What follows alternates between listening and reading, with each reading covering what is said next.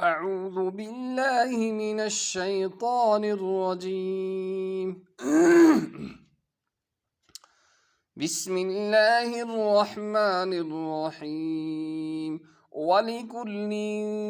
جعلنا موالي مما ترك الوالدان والأقربون والذين عقدت أيمانكم فآتوهم نصيبهم إن الله كان على كل شيء شهيدا الرجال قوامون على النساء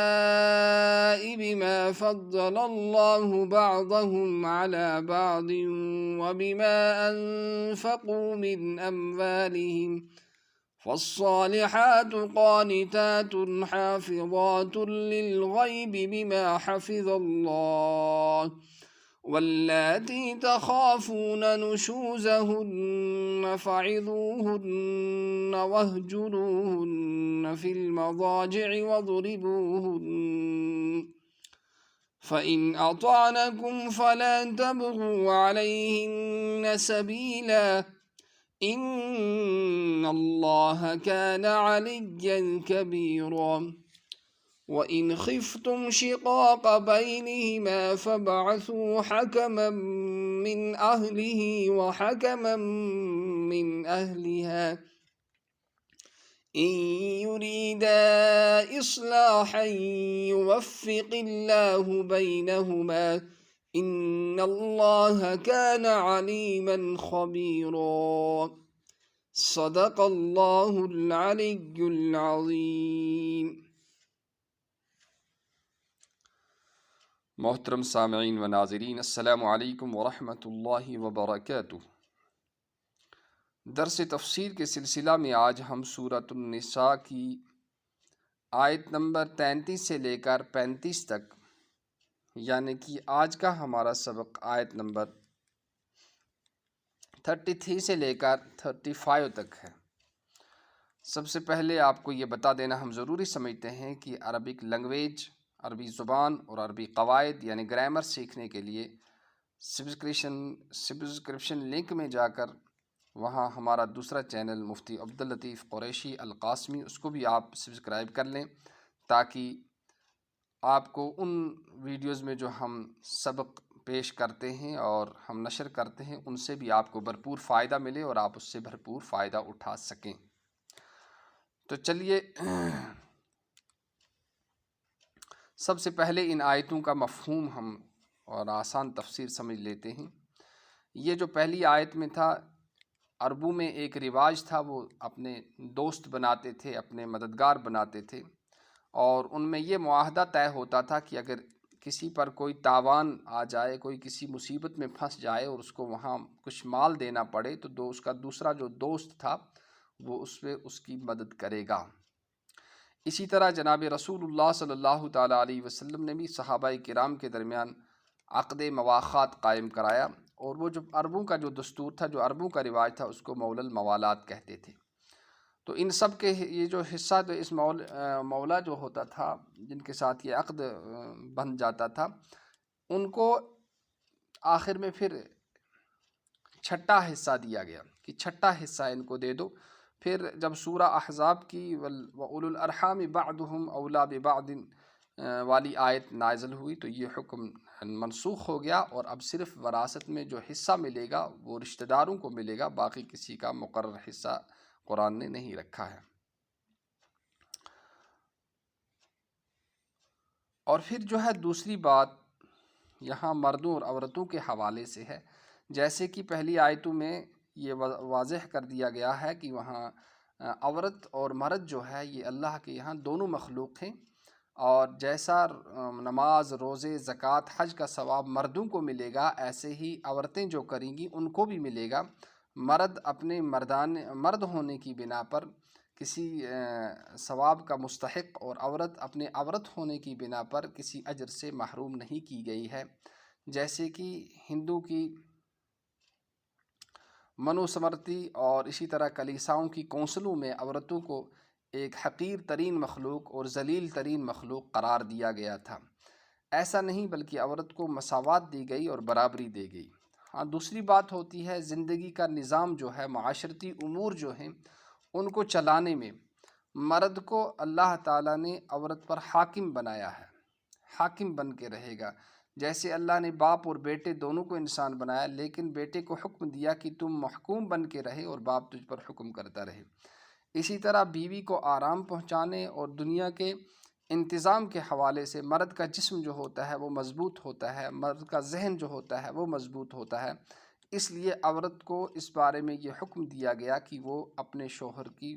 ماتحت بن کر چلے اور اس کی محکوم بن کر رہے۔ یہ حکم تورات کے اندر بھی آیا ہے۔ وہاں تورات کی جو عبارت ہے وہ عبارت یہ ہے کہ وہاں جو ہے اے عورتوں، تمہارا میلان اپنے شوہروں کی طرف ہوگا، تم اپنے شوہروں کی ایسی فرمان برداری کرو جیسے کہ بیوی اپنے خاوند کی کرتی ہے، اس لیے کہ شوہر جو ہے اس کی حیثیت بیوی کے لیے ایسی ہے جیسے کلیسا کے لیے مسیح کی حیثیت ہے، یعنی حضرت عیسیٰ علیہ السلام کی۔ تو اسی وجہ سے فرمایا کہ یہ جو ہے انتظام ہے، معاشرتی امور جو ہیں اس میں تو بہرحال عورت کو اپنے شوہر کا، اور اسی طرح سے بیٹی کو اپنے باپ کا، اور بھائی کو جو ہے اپنے بہن کو اپنے بھائی کی ماتحت بن کے چلنا پڑے گا، اور اسی سے زندگی کا نظام ٹھیک اور درست ہو سکتا ہے۔ تو اس کی پھر دو وجہ بیان کی گئی، کیونکہ مردوں کو اللہ نے عورتوں پر فضیلت دی، ان کو طاقت دی ہے، ذہنی طاقت بھی، جسمانی طاقت بھی، اور دوسرا یہ کہ جب مرد جو ہے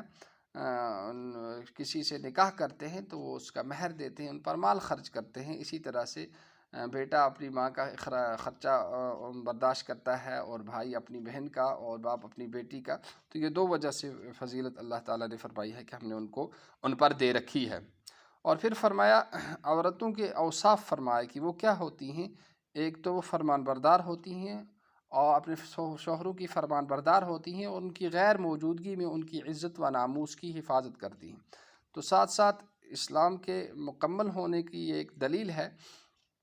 کہ صرف وہ خوبیوں کے پہلو کو بیان نہیں کرتا، بلکہ جو خامیاں ہیں، جو عیوب ہیں، ان کو بھی بیان کرتا ہے۔ تو پھر فرمایا جو نافرمان ہو جائیں اپنے شوہروں کی، لیکن نافرمانی کے بارے میں یہ نہیں کہ کوئی شوہر کسی بیوی پر بدگمانی کر کے کہے کہ یہ میری نافرمان ہو گئی ہے، بس گھر میں جھگڑا شروع کر دے۔ نافرمانی کا تحقق جو ہوتا ہے، نافرمانی کا ثبوت جو ہے بیوی کی طرف سے شوہر کے لیے کب ہوتا ہے؟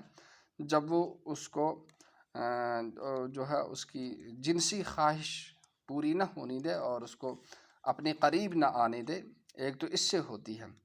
اور دوسرے جو ہے اس کے ساتھ بد زبانی کرے اور اس پر حملہ آور ہو، اور اس کے خلاف کارروائی کوئی کرے کسی بھی طرح کی۔ تو دو چیزوں سے یہ چیزیں ثابت ہوتی ہیں، ایک بد زبانی سے، اور دوسرے اپنے قریب اور اس کی جو ہے جنسی تسکین اس کی پوری نہ کرنے سے، دو چیزوں سے ہوتی ہے۔ ایسے ہی بدگمانی کر کے بیوی کو مارنے شروع کر دینا، اس کی اجازت نہیں۔ پھر جو ہے بیوی کو مارنے کے بارے میں آیا ہے کہ مارنا بھی اس طرح سے نہیں ہے کہ تمہاری اس شریک کی حیات کی جو ہے اس کی تذلیل ہو، اس کی رسوائی ہو، بلکہ ابن عباس رضی اللہ تعالیٰ عنہ نے فرمایا کسی ہلکی چیز سے، جیسے مسواک جیسی چیز سے۔ اب جو قرآن ہے یہ کسی خاص قوم کے لیے نہیں اترا ہے، پوری دنیا کے لیے ہے، ہندی، چندی، جاپانی اور چینی سب کے لیے اترا ہے۔ تو ان قوموں کے بھی یہاں عورت کو مارنے کا، عورتوں کے لیے سزائیں مقرر ہیں۔ تو لیکن سب سے پہلے قرآن پاک نے کہا کہ جب ایک چیز سے مسئلہ حل ہو جائے پھر دوسرا اقدام کرنے کی ضرورت نہیں ہے، کہ جب ان کی نافرمانی کا ثبوت ہو جائے، ثابت ہو جائے، تو پھر ان کو نصیحت کرنی ہے۔ سب سے پہلے جو ہے کام یہی ہے کہ ان کو نصیحت کرنی ہے۔ جب نصیحت سے کام چل جائے تو پھر جو ہے دوسرا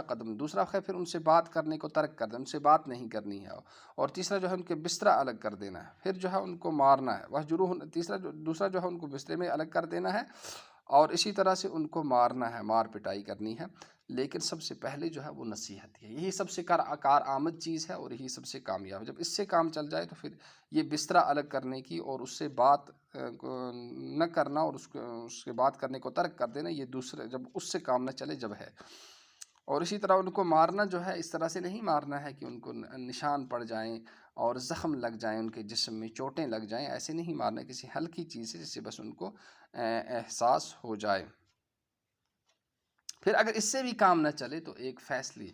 فَإِنْ أَطَعْنَكُمْ فَلَا تَبْغُوا عَلَيْهِنَّ السَّبِيلَ إِنَّ اللَّهَ، تو یہ جو ہے کہا گیا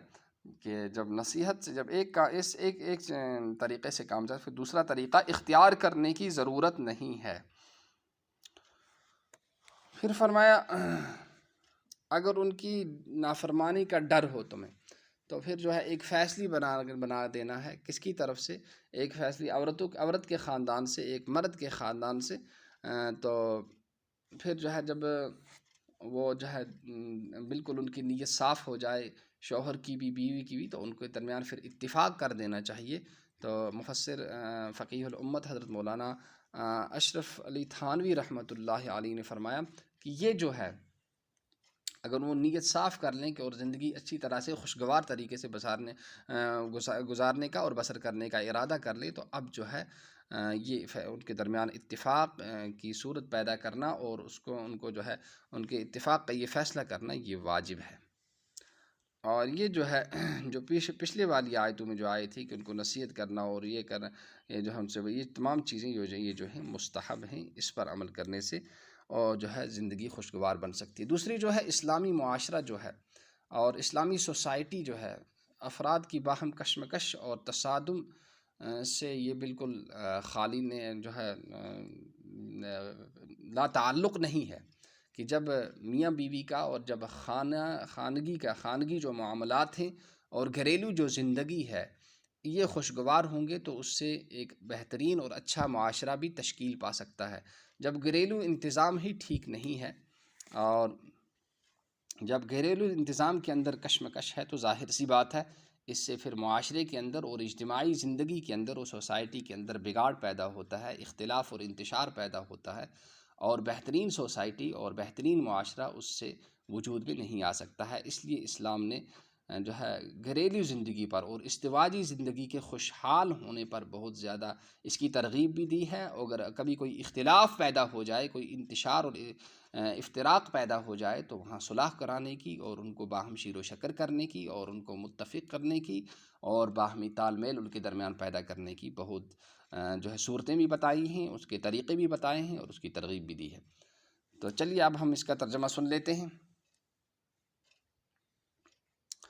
وَلِكُلٍّ اور ہر ایک کے لیے، وَلِكُلٍّ جعلنا اور ہر ایک کے لیے بنا دیا ہے ہم نے موالیہ وارث، ہر ایک کے لیے بنا دیا ہے ہم نے موالیہ وارث ٹھہرا دیے ہیں، مما اس میں سے ترکہ جو چھوڑا ہے والدین نے، والاقربون اور رشتہ داروں میں، والذین اور وہ لوگ عقدت ایمانکم جن سے تمہارا عہد بند گیا ہے، یعنی جن سے تم نے کوئی مول الموالات جو عرب کا دستور تھا، دوستی لگاتے تھے، دوستی کا باہم دوستانہ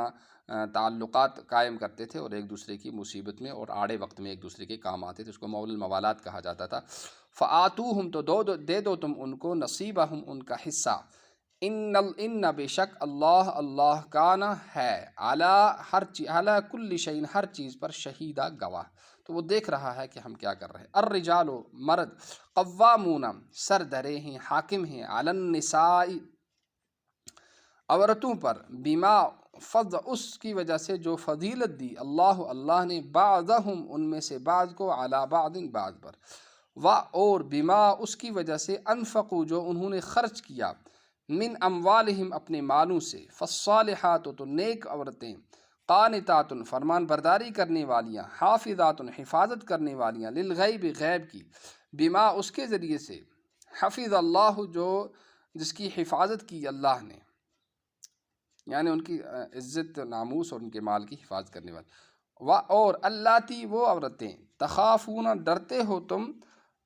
نشوزہن جن کی نافرمانی سے، فاعظوہن تو ان کو نصیحت کرو، وہجروہن اور چھوڑ دو ان کو، فی المضاجع خوابگاہوں میں،